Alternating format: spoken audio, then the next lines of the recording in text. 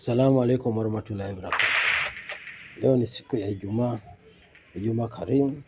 Kila mtu usikose swala. Watu waenda kuswali mapema. Enda mosi mapema upate ngamia. Enda mosi ya pili upate ng'ombe. Enda mosi ya pili upate mbuzi. Enda ya tatu upate ya mwisho kabisa upate kuku. Ya mwisho kabisa upate bure.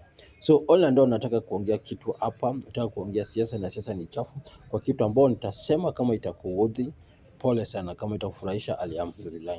Hii point napeleka babu ako na kosa ya kusema Kalonzo tosha mbele ya Sifuna, walai. Na hiyo nimeshasema, sababu hiyo nimesema kwa hiyo video ingine na kusema babu ako na makosa. So hii point napeleka kwa hii point sasa napeleka kwa, imagine mtu alianza ulinda wananchi, wanasema hivyo.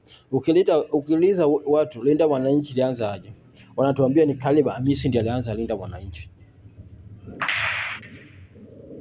Anasema Caleb Amisi ndiye alianza linda wananchi. Wenyewe hawajui linda wananchi lianza aje.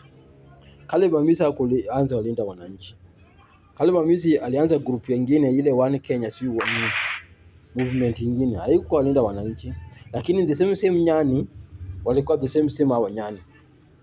Ndio nipate hao the same nyani walikuwa natembea na hao wakati hata baba alikuwa hai, au ni the same nyani ambao wamekuja kulinda wananchi. Mtu aliongezeka kwa hii kulinda wananchi ni Sifuna tu na Orengo. Hao ndio wako kwa huko mwanzo. Hata kama walikuwa hawakuwa na constituency sana, kwa sababu wakati hiyo mzee bado alikuwa hai. Unaget? Wakati hiyo mzee bado alikuwa hai. Unaona, walikuja mwanzo. So linda mwananchi, rali yake sijawahi ona Caleb Amisi ambao wanasema Caleb Amisi ndiye alianza linda wananchi. Nani umeona Caleb Amisi kwa linda wananchi? Hata juzi alikuja kwa kaunti yake ya Trans Nzoia. Caleb Amisi hakukuwa. Kwa hiyo Caleb Amisi yeye ako na chama yake inaitwa PM. Hakuna chama yake, na nyinyi mnasema yeye ndiye alianza linda wananchi.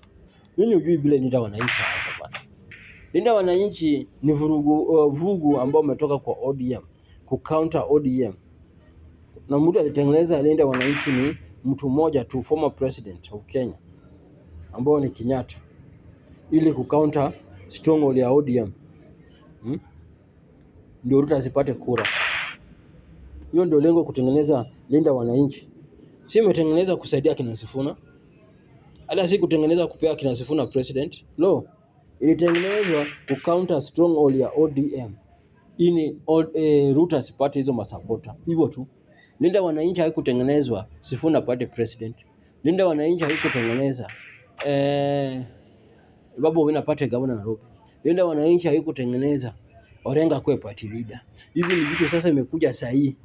Imekuja jana, imekuja kesho, imekuja leo, zina create hivi na hivi. Kwa sababu gani? So nana bila inaimba haijielewi. Wengine wanaenda kwa rally, wanaanza kusupport kiongozi wa chama kingine. Unanipata? So hapa kuna watu naenda kulia hapa mbele. Nasemanga kila siku, kuna watu naenda kulia hapa mbele. Kuna watu wanaenda hapa kulia hapa mbele. Hapa mbele kuna watu naenda kulia.